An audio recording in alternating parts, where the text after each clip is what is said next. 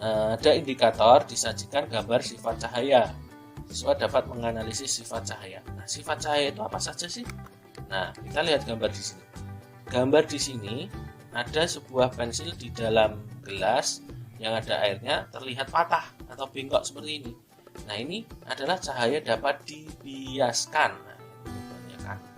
Nah, ini cahaya dapat dibiaskan. Nah, dalam kehidupan sehari-hari contohnya itu seperti ini. Pertama, dasar kolam terlihat dangkal. Jadi kalau kalian melihat kok kolam itu dangkal, jangan dikira dangkal ya, itu ada pembiasan cahaya sehingga seolah-olah dangkal, tapi ketika kamu masuk ke dalam kolam tersebut ternyata dalam.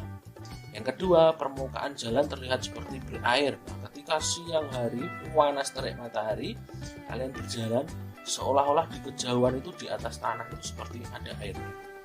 Nah, kemudian ketiga, di atas gurun, kurang N, gurun pasir terlihat seperti berair. Ini juga pembiasan cahaya. Kemudian ikan di dalam air terlihat dekat. Jadi ketika ada ikan di dalam air, wah ini dekat. Kita tangkap ternyata tidak sampai tangan kita karena ada proses pembiasan cahaya. Ini adalah sebagian contoh. Masih ada banyak sekali contoh cahaya dapat dibiaskan. Untuk sifat yang pertama. Kita lanjutkan sifat yang kedua.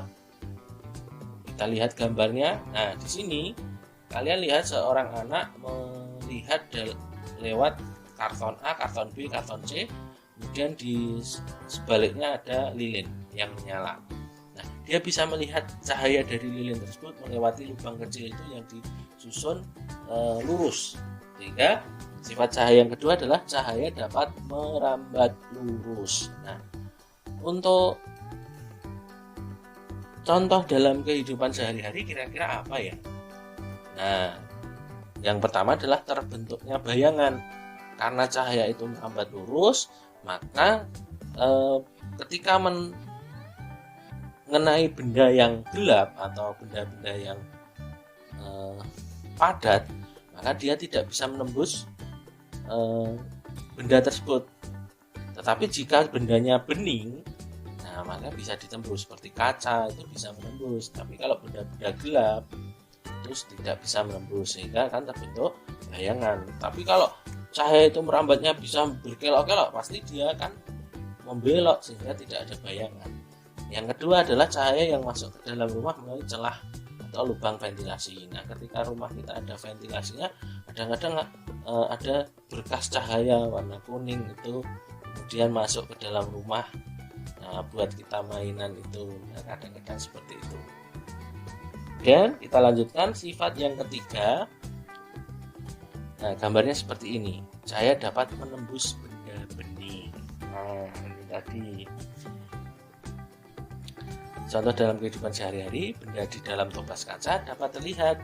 Benda di dalam ruang kaca juga terlihat. Di dalam air juga terlihat. Jadi benda-benda yang bening dapat terlihat karena sifat cahaya yaitu dapat menembus benda bening. Kita lanjutkan sifat yang keempat. Nah, kita lihat di sini. Cahaya ternyata dapat dipantulkan. Nah, kira-kira apa ya contoh dalam kehidupan sehari-hari? Nah, orang bercermin, dengan adanya cahaya dapat dipantulkan, maka cahaya yang mengenai wajah kita dipantulkan ke cermin dan cermin itu dipantulkan kembali ke mata kita. Kemudian orang dapat melihat benda-benda. Nah, sebenarnya adik-adik semuanya, kita dapat melihat benda yang ada di sekitar kita itu karena ada pantulan cahaya. Jadi cahaya matahari mengenai benda tersebut, kemudian berkas cahaya yang mengenai benda tersebut dipantulkan menuju mata kita yang ditangkap oleh bagian mata kita yang disebut dengan retina, sehingga dibuat sebuah impuls dan dikirimkan ke otak kita sehingga kita dapat melihat benda-benda tersebut. Tapi jika benda tersebut tidak memantulkan cahaya, misalnya benda yang ada di dalam ruangan yang gelap, maka kita tidak bisa melihat benda tersebut. Jadi kita bisa melihat benda yang berada di ruangan terang karena benda tersebut memantulkan cahaya. Kita lanjut. Untuk sifat berikutnya adalah cahaya dapat diuraikan. Jadi cahaya yang ada di kehidupan kita ini kan tidak nampak warnanya, apakah putih, apakah oranye, apakah sebagainya, kan nggak kelihatan ya.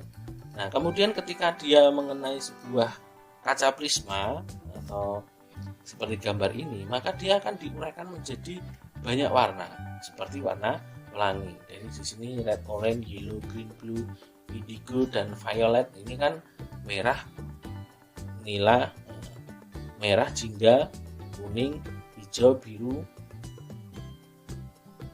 nila, dan ungu. Nah, seperti itu. Nah, untuk contoh dalam kehidupan sehari-hari, nah tentunya terjadinya pelangi. Nah, kira-kira untuk sifat cahaya tadi, yang pertama adalah dapat dibiaskan, kemudian merambat lurus, yang ketiga menembus benda bening, yang keempat dia dapat dipantulkan, nah kemudian dapat diuraikan. Kira-kira contoh soalnya seperti apa ya? Nah kira-kira seperti ini. Nah ini ada gambar, kemudian sebuah pohon kena cahaya, kemudian terbentuk bayangan. Gambar di samping menunjukkan salah satu sifat cahaya, yaitu A. dapat dipantulkan, B. dapat dibiaskan, C. dapat menembus benda bening, atau D. merambat lurus. Nah kira-kira apa? Nah karena bayangan itu tidak dapat menembus, maka itu jelas bukan menembus benda bening. Nah kalau dibiaskan itu kan seolah-olah ada yang bengkok. Kalau dipantulkan kan kita bisa melihat ke mata kita. Nah karena merambat lurus, maka dia tidak dapat menembus batang atau daun-daun tumbuhan tersebut sehingga membentuk bayangan. Jadi jawabannya adalah yang D. Kita lanjutkan untuk